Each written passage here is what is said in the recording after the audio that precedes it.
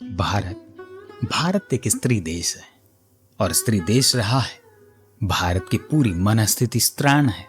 ठीक उसके उल्टे जर्मनी या अमेरिका जैसे देशों को पुरुष देश कहा जा सकता है। भारत की पूरी आत्मा नारी है और इसीलिए ही भारत कभी भी आक्रामक नहीं हो पाया, पूरे इतिहास में आक्रामक नहीं कभी बन पाया। इसलिए भारत में हिंसा का कोई प्रभाव नहीं पैदा हो सकता है। भारत के पूरे विचार की कथा हिंसा की कथा है। भारत के पूरे इतिहास को अगर आप देखें तो बड़ी आश्चर्यजनक घटना मालूम पड़ेगी। दुनिया का कोई भी देश उस अर्थों में स्त्रीण नहीं है, नारी नहीं है जिस अर्थों में भारत है। यही भारत का दुर्भाग्य भी सिद्ध हुआ, क्योंकि सारा जगत पुरुषों का है, सारा जगत पुरुष वृत्तियों का है, सारा जगत आक्रामक है, सारा जगत हिंसात्मक है। और अगर बात करें भारत की तो इतिहास गवाह है कि भारत कभी भी आक्रामक नहीं रहा, हिंसात्मक नहीं रहा। इसलिए तो भारत ने पिछले 3000 वर्षों से दुख, परेशानी और कष्ट झेला है। पिछले 3000 वर्षों का इतिहास अगर आप देखें तो दुख, परेशानी और कष्ट के अलावा कुछ नहीं रहा है। लेकिन यही तथ्य आने वाले भविष्य में सौभाग्य का कारण भी बन सकता है, क्योंकि जिन देशों ने पुरुष के प्रभाव में विकास किया है वे अपनी मरण घड़ी के निकट पहुंच गए हैं। पर पुरुष का चित्र आक्रामक चित्त है, एग्रेशन है पुरुष में। पुरुष के चित्त हिंसा का चित्त है, वायलेंस का चित्त है। पश्चिम के जिन देशों ने पुरुष चित्त के अनुकूल विकास किया वे देश सारे धीरे धीरे करके युद्धों से गुजरकर अंतिम युद्ध, टोटल वॉर के करीब पहुंच गए हैं। अगर वर्तमान में भी पश्चिमी देशों को देखें तो रूस और यूक्रेन का वार 2022 से चल रहा है और अभी तक यह समाप्त नहीं हो सका है। अब कोई परिणति नहीं मालूम होती सिवाय इसके कि वे टकराएं और टूट जाएं, नष्ट हो जाएं। और उसके साथ पुरुष ने जो सभ्यता खड़ी की है आज तक वह सारी की सारी नष्ट हो जाए। या दूसरा उपाय यह है कि इतिहास का चक्र घूमे और पुरुष की सभ्यता का कथा बंद हो और एक नया अध्याय शुरू हो, जो अध्याय स्त्री चित्त की सभ्यता का अध्याय होगा। अब इसे थोड़ा समझ लेना जरूरी है।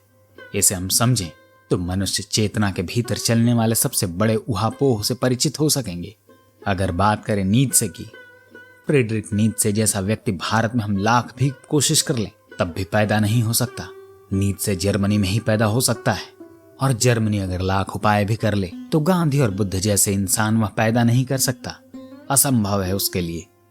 गांधी और बुद्ध जैसे व्यक्ति भारत में ही पैदा हो सकते हैं। और यह पैदा होना एक्सीडेंटल नहीं है, यह पैदा होना आकस्मिक नहीं है। कोई व्यक्ति पैदा होता है, कोई विचारधारा पैदा होती है। पूरे देश के प्राणों में हजारों वर्षों का मंथन का परिणाम होता है। यह आश्चर्यजनक है कि भारत का आज तक का पूरा इतिहास भूलकर भी पुरुष का इतिहास नहीं रहा है।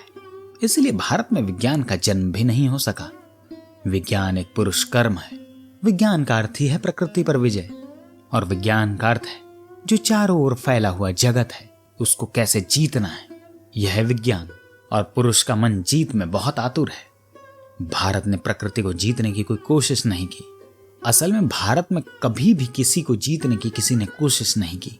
जीतने की धारणा भारत के चित्त में बहुत गहरे नहीं जा सकी। अब स्वभावतः जिस दुनिया में सारे लोग जीतने के लिए आतुर उसमें भारत पिछड़ता चला गया, और यह आज भी दिखाई पड़ता है। यह भी दिखाई पड़ेगा कि इस पिछड़ जाने में अब तक जो दुर्भाग्य रहा, लेकिन आगे सौभाग्य भी हो सकता है, क्योंकि वे जो जीत की दौड़ में आगे थे वे अपनी जीत के ही अंतिम परिणाम में वहां पहुंच गए हैं जहां आत्मघात के सिवाय कुछ भी नहीं हो सकता। बुद्ध ने कहा, गांधी ने कहा कि वैर से वैर नहीं जीता जा सकता और हिंसा से हिंसा भी नहीं जीती जा सकती। लेकिन यह कभी किसी ने नहीं सुना नहीं जा सकता था। समय नहीं था परिपक्व सुनने के लिए। आज यह बात सुनी जा सकती है।